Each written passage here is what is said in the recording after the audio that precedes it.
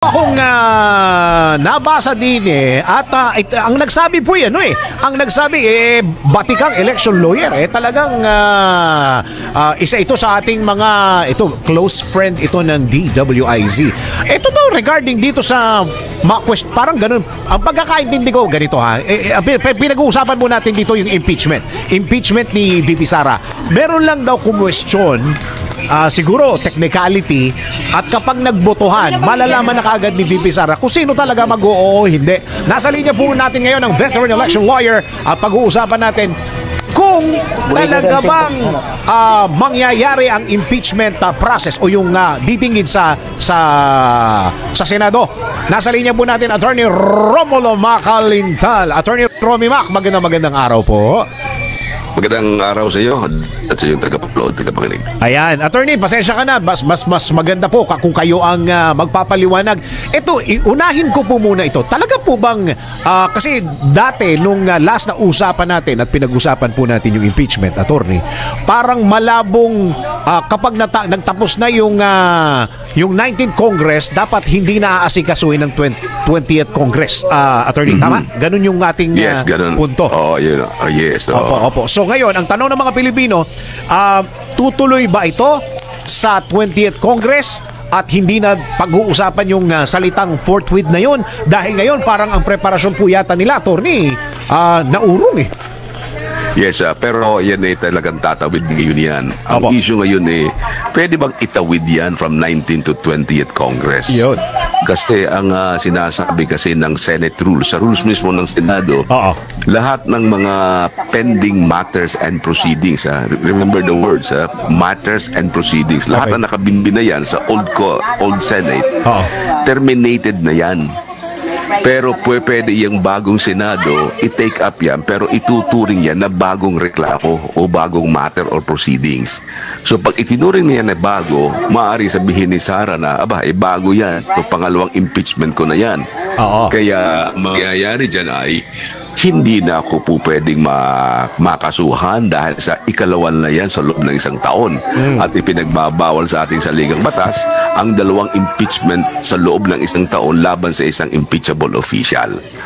So, yun ngayon na magiging tinatawag na issue of jurisdiction. Ibig sabihin, may kapangyarihan pa ba ang 20th Congress, ang 20th Senate na yan, na i-take up itong impeachment na ito na isinampa noong 19th Senate. So pag yan kinwestiyon ngayon ni Sara, sasabihin niya, we move to dismiss because you have no jurisdiction, wala na kayong kapangyarihan. Dahil sa galing pa sa lumang Senado, itong bagong Senadong ito walang kapangyarihan. So I file a motion to dismiss. Pagka nag-rule ngayon ang Senado, i-dismiss ba o hindi, malalaman ngayon ni Sara sino ang kanyang mga kaalyado. Kasi sa botohang yan, malalaman na niya. Kasi ang kailangan dyan para mag-grant yan o anumang desisyon, 13 ang boboto kung pagbibigyan siya o hindi siya pagbibigyan. So, dyan makikita agad niya, sino ba itong mga senador na ito na kampi sa akin? Ngayon, kung yan naman yung i-dismiss, wala nang problema. Ibig sabihin, 13 ang pumapanig sa kanya.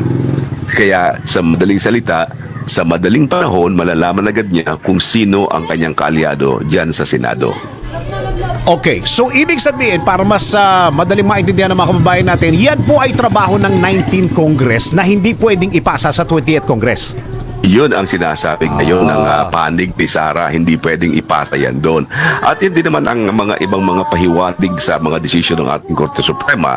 Kasi sinasabi ng Korte Suprema sa isang kaso na kung yan ay pwedeng itawid, bakit sinasabi ng panuntunan o rules ng Senado na lahat ng pending matters ay terminated? Kung yun ay sinatawag na continuing body ng Senado, bakit sinasabi pa nila na yung luma ay hindi na pwedeng itawid sa bago? Bakit sinasabing tapos na yan sa lumang Senado?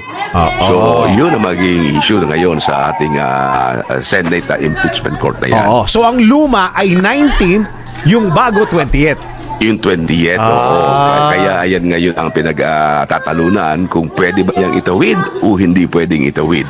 At yan ay pagka naging issue ng jurisdiction, sa unang saltada pa lamang magkakaintindihan na kung sino ang para kay Sara at kung sino ang hindi para kanya. Ito pa gusto kong yung binanggit nyo kanina, kapag rules po ng Senado, paano ito? Hindi pwede pakialaman ng Korte Suprema? Ay, hindi pwede pakialaman ng Korte Suprema yan. Maliban na lamang kung lalabagin ng mga senador yung rule ng Senado. Pero pagka yan ay hindi nila nilalabag, hindi pwedeng pakialaman ng Korte Suprema yan kasi rules nila yan eh. Oo. Sila ang gumawa niyan, sila nakakaintindi niyan. So hindi pwedeng sabihin ng Senado, paki-interpret nga nyo itong aming rules, sabihin ng Supreme Court, bakit naman i-interpret nga kayo gumawa niyan? Anong malay namin dyan sa inyong ginagawa niyan? Yan ay political issue na kayo ang po pwedeng mag-determine yan. Pero kung halimbawa ay mali, ang kailangang boto ay 2/3 pero binuto ka na ng 1/3, bawal yan. Hindi po pwede yan. Pero kung sinusunod nila yung panuntunan, hindi pwedeng makialam ang Korte Suprema. My name is Eds. I am 41 years old. I'm a mother of 3. I am an ESL teacher. Suprema. Oo. So, ibig sabihin, bago natin pag-usapan yung mga rule na yan, yun munang pagsampa nung mismong impeachment sa 20th Congress mo ng unang-unang pag-uusapan dyan. Yun ang aking nakikita dyan. Pag-uusapan muna yan na kung po pwedeng itwid nga yan sa bagong Kongres, sa bagong Senado kasi ang bagong Senado ay composed of new senators, may mga bagong papasok yan. At yung mga bagong papasok na ito, hindi sila bound, hindi sila sakop ng mga nalumang mga nangyayari. Silang mga bagong mga senador, hindi sila sakop ng mga nangyari nung lumang Senado. Kaya panibagong labanan yan sa 20th Congress o 20th Senate na yan. Kasi nga, bago na tong grupo na to. Bago na yes, to. Oh. Bago yan eh.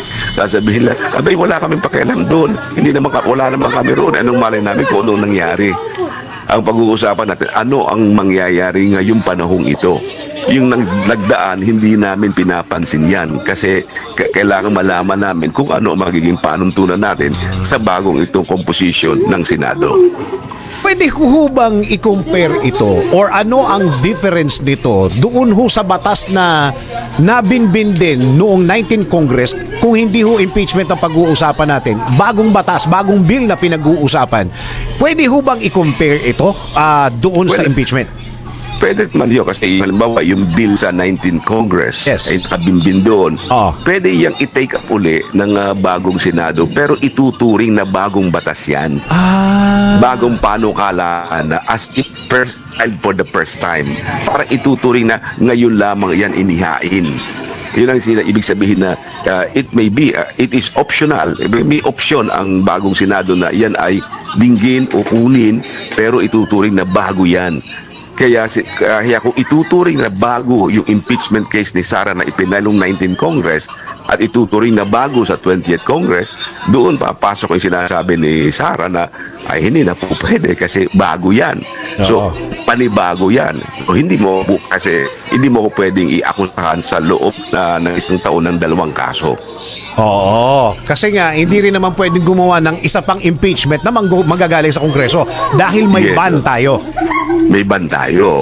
Pero dahil nga sa itinuturing na bago yan, so ituturing din na panibagong pagpapile yan ng impeachment case laban sa kanya. Kaya napakagandang pag-usapan yan at magandang talakayin yan sa unang bukasan pa lamang ng impeachment trial na yan.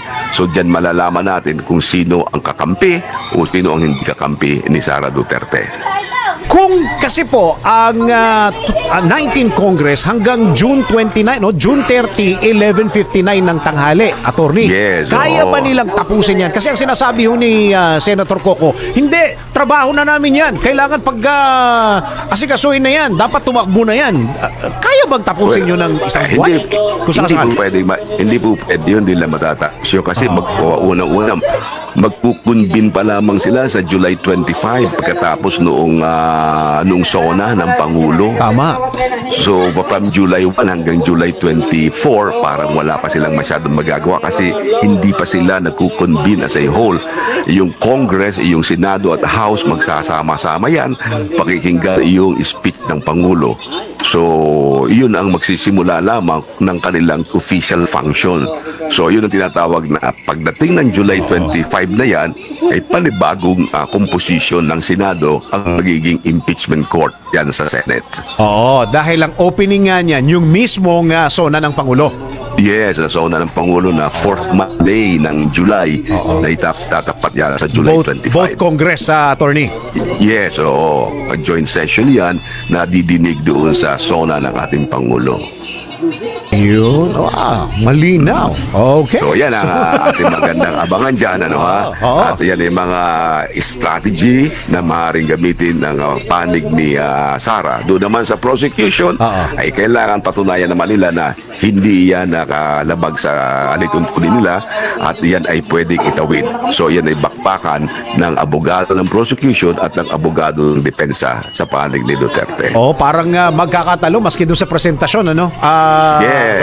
At wala pa muna ng presentation of evidence yan, kundi presentasyon muna ng argumento nila kung pwede o hindi pwedeng itawid sa 20th Congress.